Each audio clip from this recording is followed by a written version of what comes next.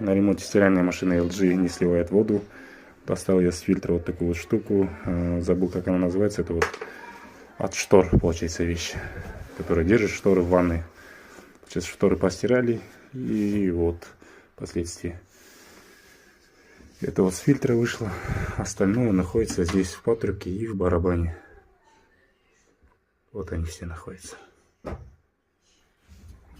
Нужно доставать отсюда. Вот он. Что только не находишь в стиральной машине.